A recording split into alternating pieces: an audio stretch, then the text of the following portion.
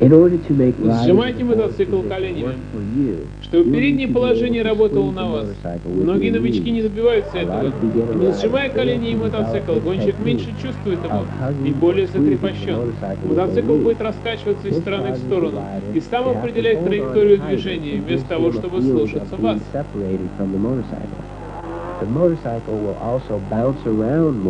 And try to find its own line instead of the line that you want to take. While you're airborne, когда вы находитесь в воздухе, сжимать мотоцикл коленями не обязательно. Но находясь на земле, вы будете лучше контролировать действия и чувствовать себя уверенней. Вы гораздо лучше будете чувствовать мотоцикл, будете теснее связаны с ним. Кроме того, вы сможете снять лишнюю нагрузку с рук. This technique will really help an arm pump problem.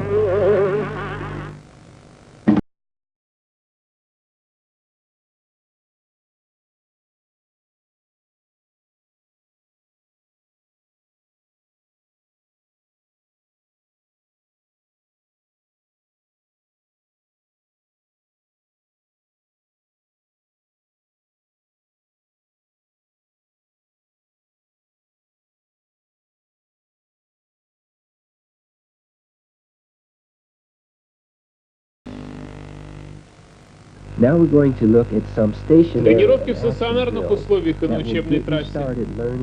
Вы начнете изучать только что рассмотренные техники. Сначала в стационарных условиях. Один из наиболее важных навыков для того, чтобы правильно выполнять движение вперед во время набора ускорения, это слаженность действий. Контроль рукоятки газа и движение корпуса должны выполняться одновременно.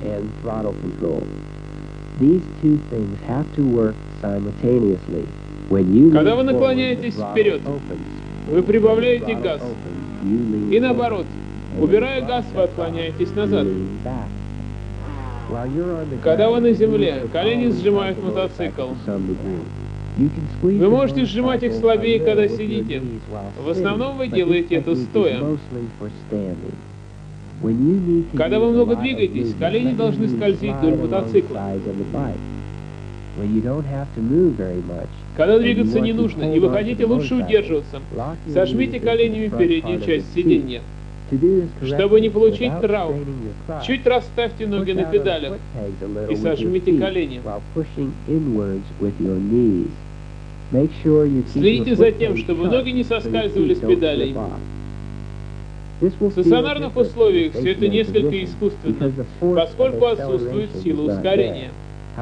Тем не менее, отработка в стационарных условиях очень важный первый шаг. После того, как вы прочувствуете положение, начинайте его отработку в движении.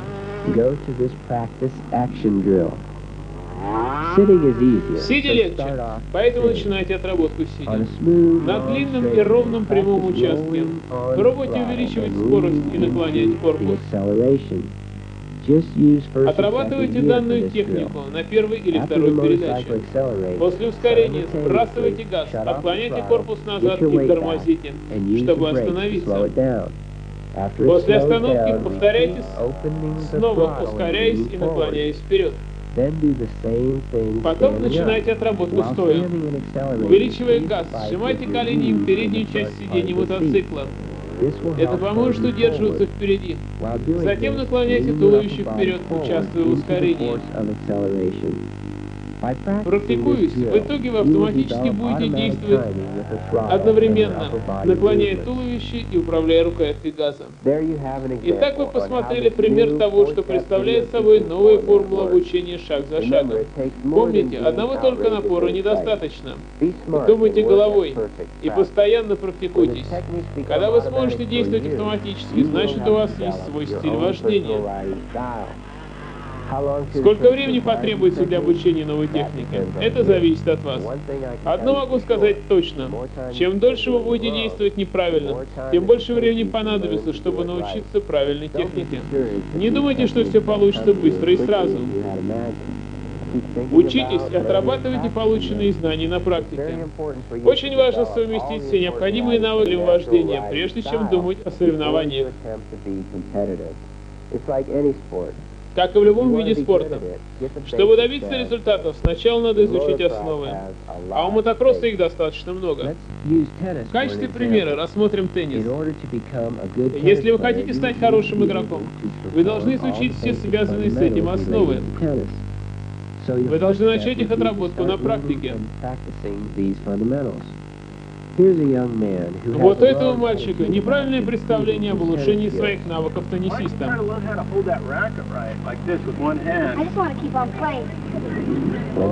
Инструктор дает ему совет, как держать и поворачивать ракетку.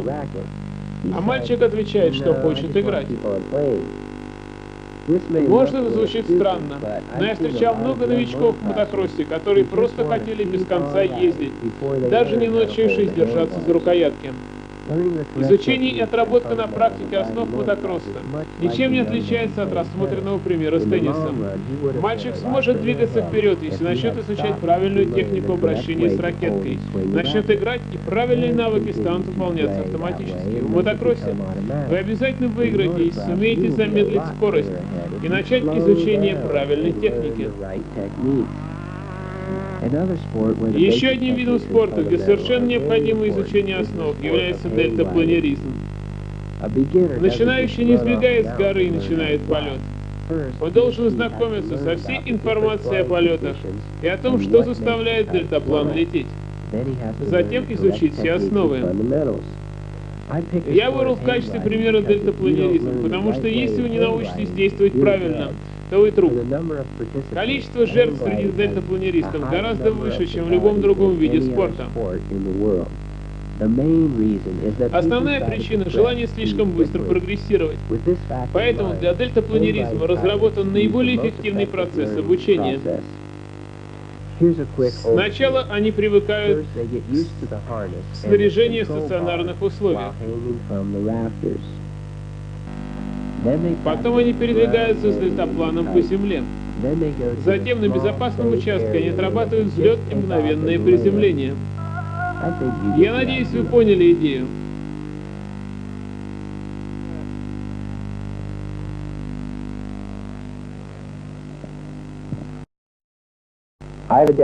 Я адаптировал процесс постепенной шаг за шагом подготовки для моих школ мотокросса.